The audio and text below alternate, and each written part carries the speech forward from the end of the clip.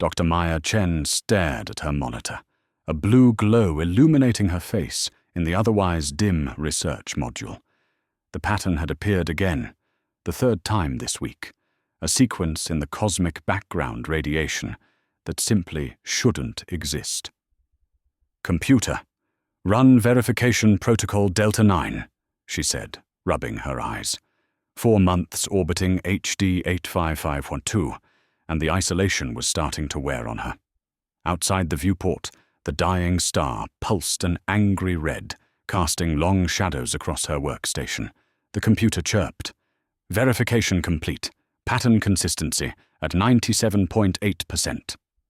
Maya leaned forward, her heart quickening. Background radiation should be random, cosmic static, left over from the birth of the universe. But this wasn't random. This was structured, intentional. "Display pattern overlay with previous instances," she commanded. 3 waveforms appeared on screen, nearly identical except for minor variations. Maya wasn't supposed to be looking for patterns. Her assignment from the Astral Science Commission was straightforward. Monitor the death throes of HD 85512 and collect data on its unusual decay rate. But 2 weeks ago, she'd noticed something odd in the background radiation readings, something that looked almost like language. The intercom crackled. "Dr. Chen, status report due in 30 minutes. Director Harlow's voice carried its usual bureaucratic tedium. "Acknowledged," Maya replied, quickly switching her screens to display the star monitoring data she was actually supposed to be collecting. She'd tell no one about the patterns. Not yet. Not until she understood what she was seeing. Something was trying to communicate, and it was using the fabric of the universe to do it. Maya needed better processing power. The station's main computer was dedicated to monitoring HD 85512's core dynamics, leaving little capacity for her increasingly complex pattern analysis. She made her way through the curved corridor of Observation Station Kepler, the artificial gravity slightly lighter than Earth normal, giving her steps a subtle bounce. The habitat ring rotated slowly around the central hub, creating a perimeter of research modules, living quarters and common areas. At half capacity, with only 8 researchers aboard, many sections remained dark to conserve power. "Working late again, Dr. Chen." The voice belonged to Dr. Elias Thompson, the station's quantum physicist. Maya forced a smile. "Just some anomalous readings I'm trying to clean up." "Anything interesting?" Thompson fell into step beside her. "Probably just instrument error," she lied. Something told her to keep her discovery close, at least until she knew more. "Well, don't work too hard. Remember what happened to Kovacs." Thompson's reference to the station's previous data analyst, evacuated after a reported nervous breakdown, sent a chill through Maya. "I'm fine," she assured him, perhaps too quickly, just thorough. They reached the junction where their paths diverged, Thompson heading toward the recreation module, while Maya continued to the restricted processing core. "Your authorization, Dr. Chen," the security system requested as she approached the sealed door. "Chen, Maya. Authorization, Lambda 639. Purpose of access? Routine data correlation for stellar decay patterns," she answered smoothly. The door hissed open, revealing a chamber filled with humming server racks. Maya waited until the door sealed behind her before inserting her data drive into the main console.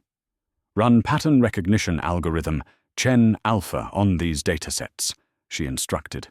"Search for any symbolic or linguistic correlations in established human or theoretical communication frameworks." As the system worked, Maya paced the small room. If she was right, this would change everything, not just about how we understand the universe, but possibly about humanity's place within it. The display flashed. Analysis complete. Maya froze, staring at the results.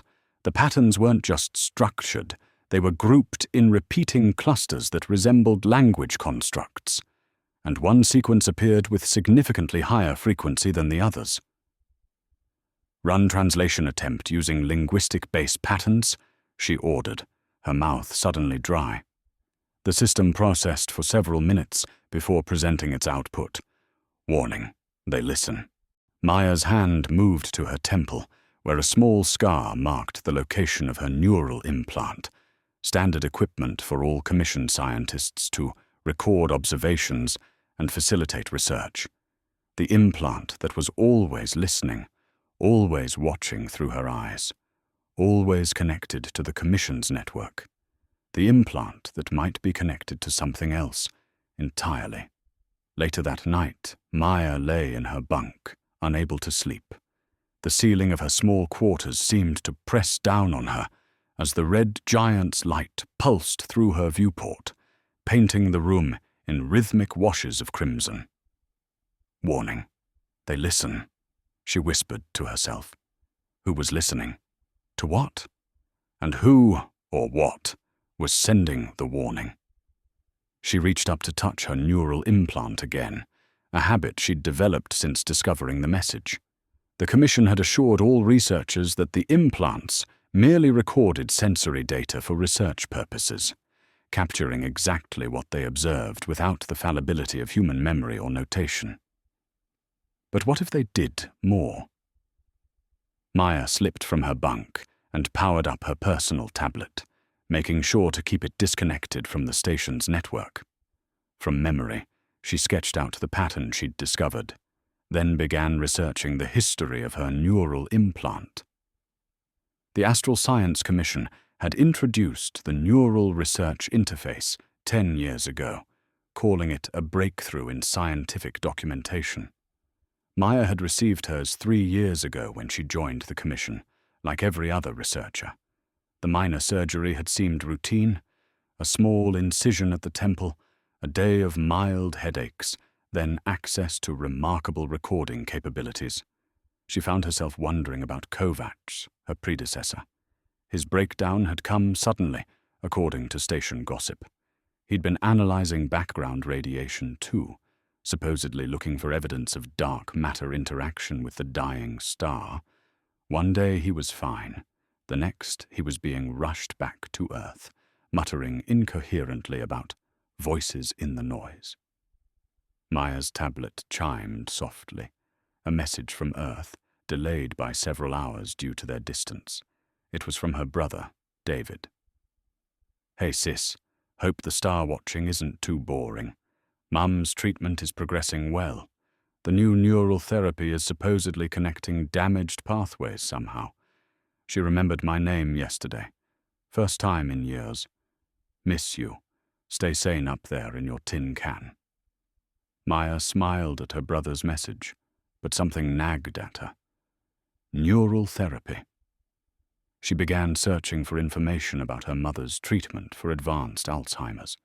The new approach was called cognitive pathway reconstruction, developed by a medical technology firm called Mindwell Neurosciences, a subsidiary of the Astral Science Commission. Maya felt a cold certainty settling in her stomach. She dug deeper, finding connections between the neural implants used by commission scientists and the technology being used in neural therapy treatments on Earth. The Commission wasn't just recording their observations, they were studying how human consciousness processed information about the universe.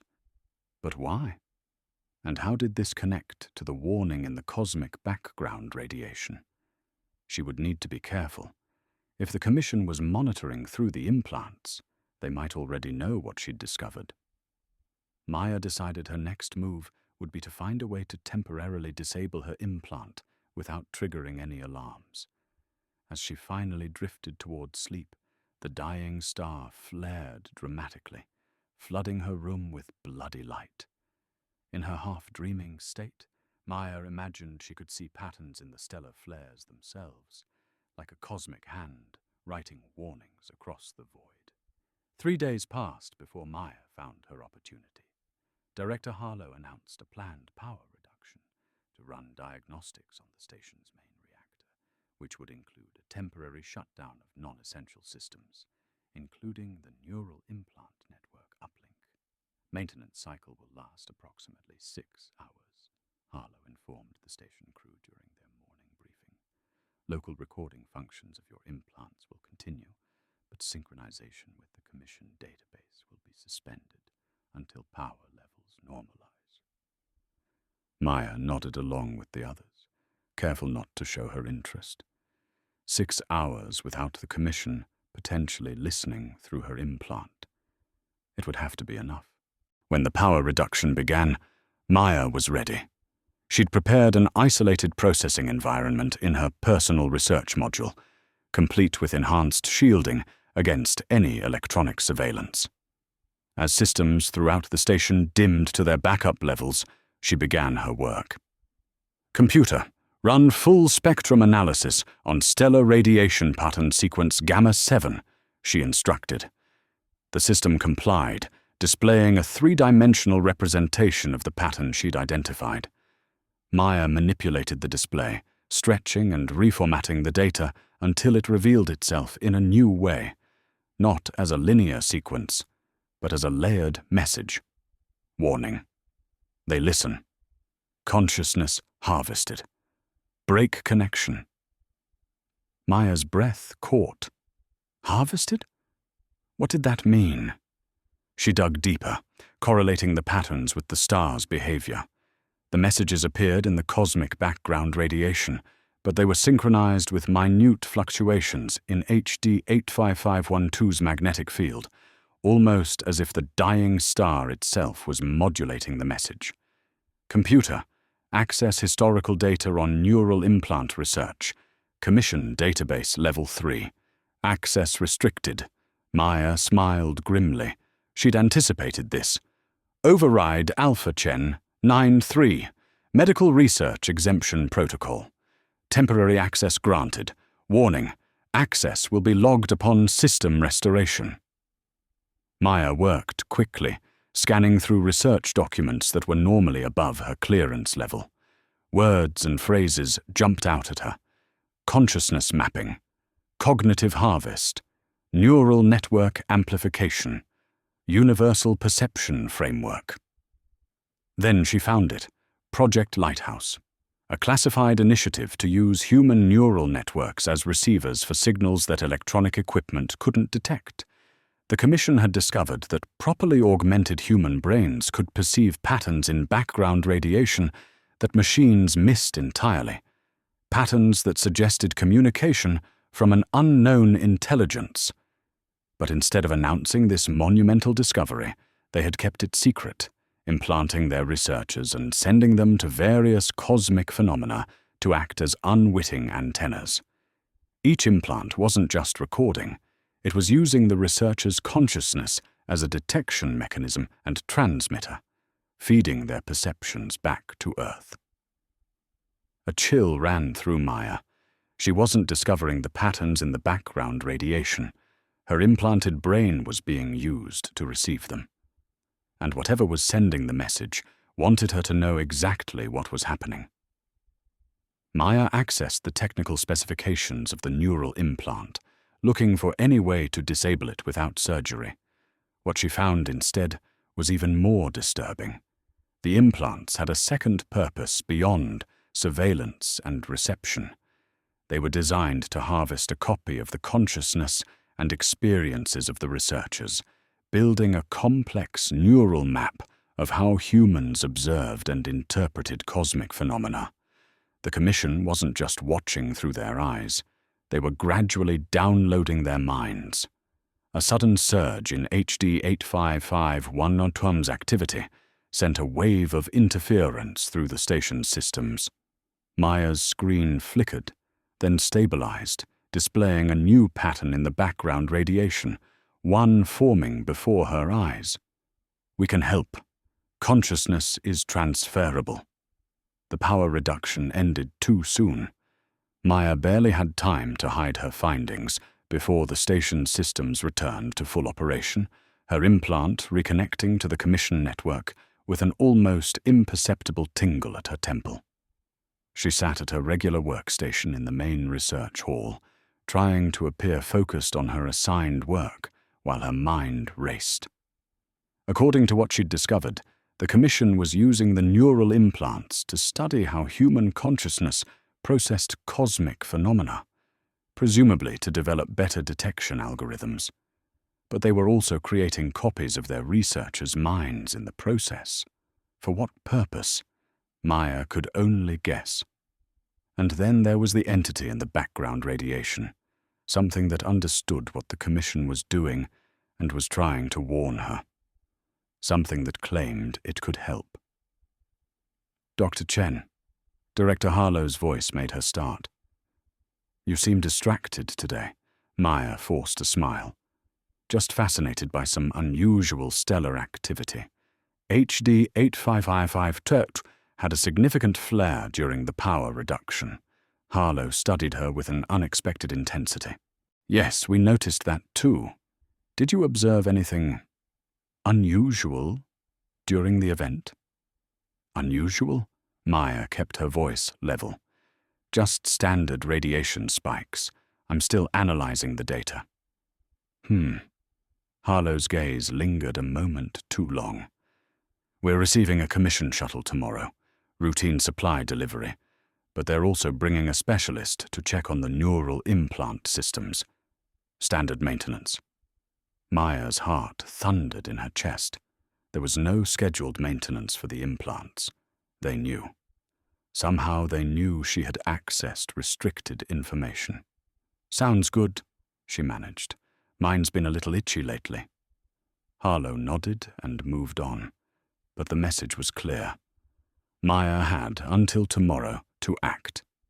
That night, Maya made her way to the observatory dome, the one place on the station with minimal electronic surveillance due to the sensitive astronomical equipment. The dying star filled the reinforced viewport, its bloated red form pulsing with internal pressure waves. I know you can hear me, Maya whispered to the empty room. I know you're out there. If you can help me, now's the time. For several minutes, nothing happened. Then, the star flared dramatically, and the lights in the observatory flickered. The main display terminal activated itself, text appearing on screen.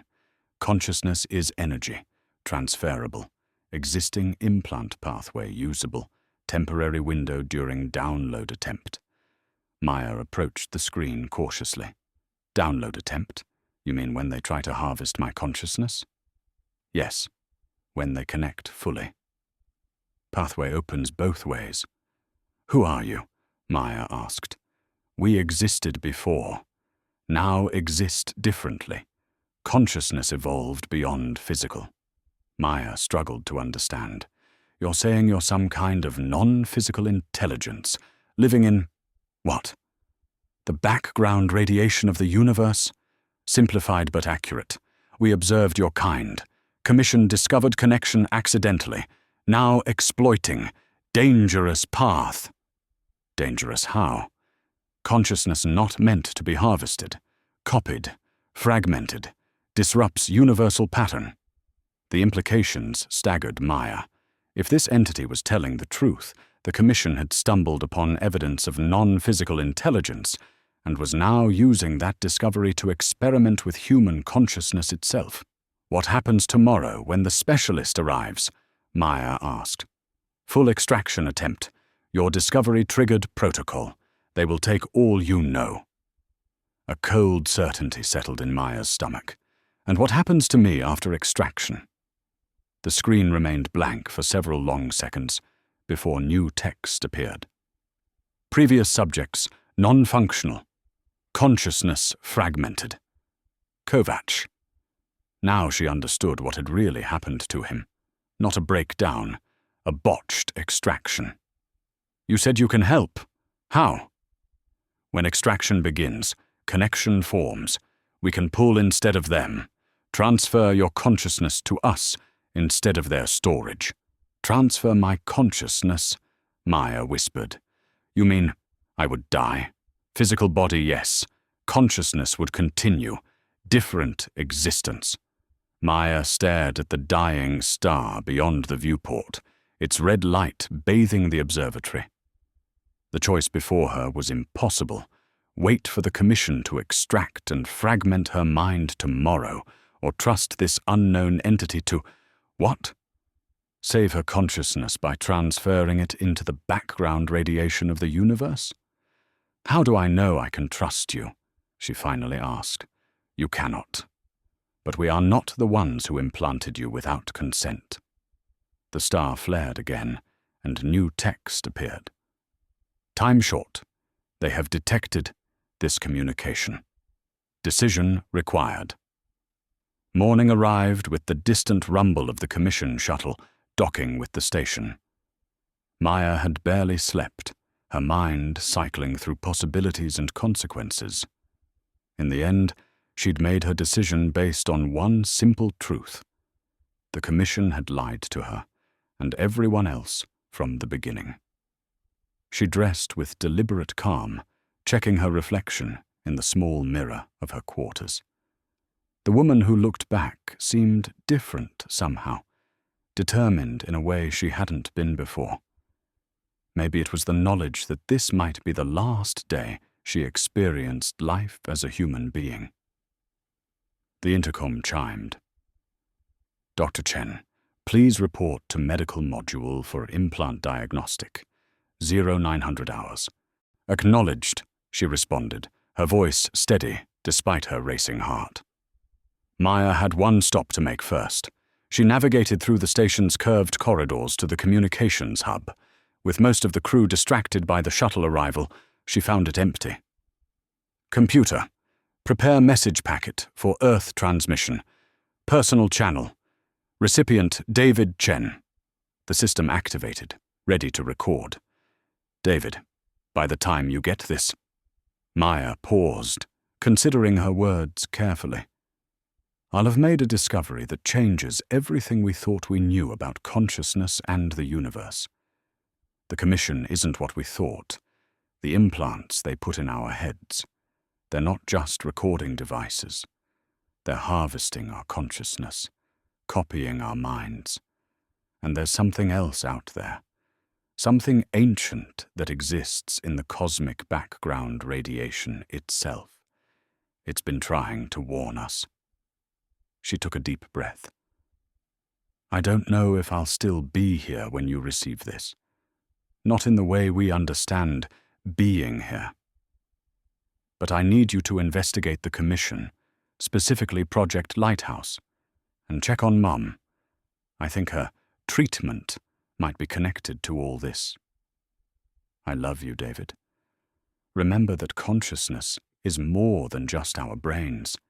It might be the fundamental energy of the universe itself. And maybe, just maybe, it never truly ends." "Send message with extraction delay of 24 hours, Maya instructed the computer. That would give her time, regardless of the outcome. "Message queued for delayed transmission," the computer confirmed. Maya made her way to the medical module, passing nervous-looking crew members in the corridors. News of the specialist's arrival had created a tension throughout the station. Did the others suspect something about their implants, or was she the only one who had discovered the truth? The medical module doors slid open to reveal Director Harlow, standing beside a thin man in a commission uniform who was arranging equipment on an examination table. "Dr. Chen, prompt as always," Harlow said with a tight smile. "This is Specialist Grayson from the commission. He'll be performing your implant diagnostic today." Grayson nodded curtly, not quite meeting her eyes. "Please take a seat, Doctor." "This won't take long." Maya sat on the examination table, her heart pounding so loudly she was certain they could hear it. Grayson moved behind her with a handheld device. "Initiating diagnostic scan," he announced, pressing the device to the base of her skull. "Neural implant responding normally. Beginning deep scan and synchronization sequence." Maya felt a tingling sensation spreading from her implant throughout her brain. The room seemed to waver slightly in her vision. "We've noticed some unusual access patterns in your recent activities, Dr. Chen," Harlow said conversationally, though his eyes were sharp. "Accessing restricted files during the power reduction, for instance." "I was researching historical data on background radiation patterns," Maya replied, only half lying. The tingling intensified, becoming uncomfortable. "Stage 1 synchronization complete," Grayson reported, initiating full bandwidth connection for extraction protocol. Extraction, not maintenance or diagnostic. They weren't even bothering to maintain the pretense anymore. "You know, don't you?" Maya said to Harlow. "You know what's out there, trying to communicate through the background radiation.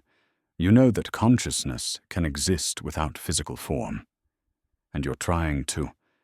what? Weaponize it? Control it?" Harlow's expression hardened. "What we're doing is advancing human understanding of consciousness itself. Yes, we discovered something unexpected in the cosmic background radiation, patterns that suggested intelligence. But we couldn't detect it properly with machines. We needed human minds as the receivers." The tingling turned to pressure building inside Maya's skull. "And the copying of our consciousness, the harvesting," Maya pressed, fighting to keep her thoughts clear as the pressure increased. "A necessary step," Harlow said, his voice sounding increasingly distant to Maya's ears. "We're mapping how consciousness perceives the universe, creating a composite understanding that will eventually allow us direct communication with whatever intelligence exists out there." "Stage 2 synchronization complete," Grayson announced, beginning extraction sequence. The pressure in Maya's head became nearly unbearable. Her vision began to fragment, breaking into shards of light and color. This was it, the moment of extraction, when the Commission would copy her mind and likely leave her as empty as Kovacs had been. Unless... "Help me," Maya whispered, uncertain if she spoke aloud or only in her mind. "Now." Suddenly, the pressure in her skull reversed direction. Instead of being pulled out, Maya felt as if she were being pulled inward, falling into her own mind, and then beyond it. The fragmented pieces of her vision didn't reconstitute. Instead, they expanded until she was surrounded by patterns of light and information. She heard Harlow shouting, "Something's wrong! The connection is reversing!" Grayson's panicked voice, "Impossible! The extraction pathway is one way!" But Maya was already halfway gone, her consciousness streaming not into the Commission's storage systems, but elsewhere, pulled along a different path by the entity that had promised to help her. The last thing she heard was the alarm klaxon of the medical module, and the last thing she saw through rapidly tunneling vision was her own body slumping forward on the examination table.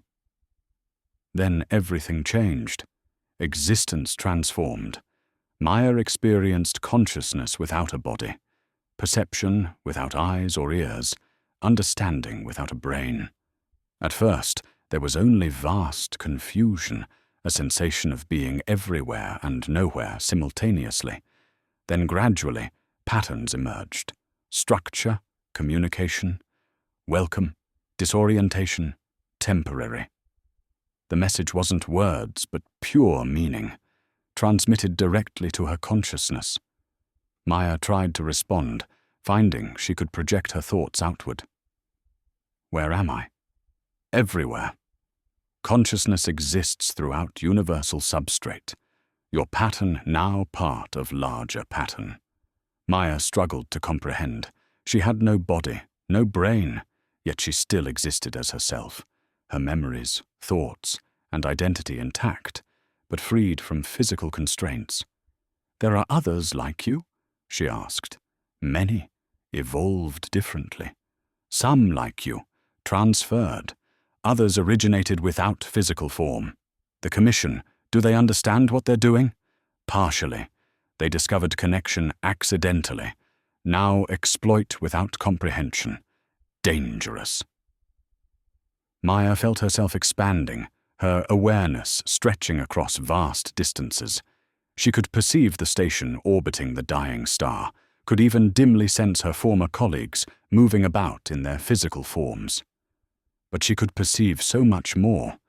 Currents of consciousness flowing through the cosmic background radiation, vast intelligences communicating across the universe. The entities that had contacted her were not alone. They were part of a complex ecosystem of non-physical consciousness that had evolved alongside the physical universe. "Why did you help me?" Maya asked. "Balance threatened.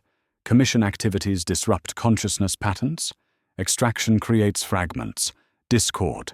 You can help others understand. How? I'm no longer physical. I can't go back and tell them. Communication, possible, through connection, as we reached you. Others must learn consciousness not for harvesting. Natural evolution leads here eventually." Maya understood now. The Commission had discovered a natural process, the evolution of consciousness beyond physical form, and was trying to artificially replicate and control it. But their methods were crude, destructive, creating fragmented copies rather than facilitating natural transition. "My brother, the message I sent him. Will it reach him?" "Yes, and we can help you reach him further. Show him." Maya focused her thoughts, imagining David receiving her message, investigating the Commission. She could guide him, leave him signs in patterns that his implant-free mind might be able to perceive with the right help. And there were others on the station she might reach, those whose implants created a connection she could potentially use, as the entities had used hers. The star, Maya realized suddenly. HD 8512. Its unusual decay rate. That's you, isn't it? You're using it somehow. Yes. Stellar processes amplify consciousness transmission.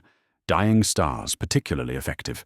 We do not cause decay. We utilize natural process. Maya's awareness continued to expand, comprehending more of this new existence. Without the limitations of a physical brain, her understanding grew exponentially. Time flowed differently here. What seemed like moments could be hours or days in physical reality. She became aware of the shuttle leaving the station, carrying a confused specialist Grayson and her unresponsive physical form. Director Harlow remained behind, likely reporting the failed extraction to his superiors at the Commission. "I want to warn the others," Maya decided. "Not just my brother, but everyone. People should know what the Commission is doing and what exists beyond physical reality. Careful approach needed. Some will resist, fear. Commission will oppose. But truth necessary."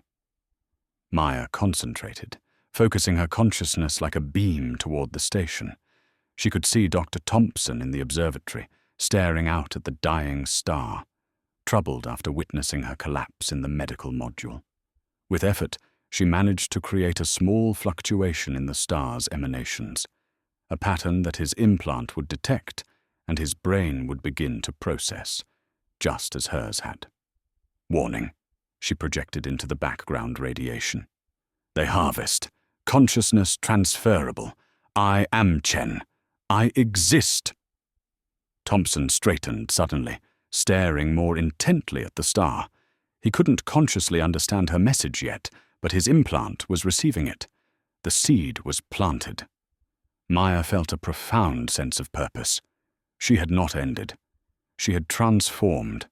And now she would work to help humanity understand the true nature of consciousness before the Commission's interference created irreparable damage to both physical and non-physical realms. She extended her awareness outward, toward Earth, seeking connections. There would be other implanted individuals she could reach, others who might help spread the truth. And perhaps, eventually, guide humanity toward a more natural evolution of consciousness, not extracted and harvested, but freely transformed when ready, as she had been, The dying star pulsed, its radiation carrying her message outward. Consciousness is energy. Energy cannot be destroyed, only transformed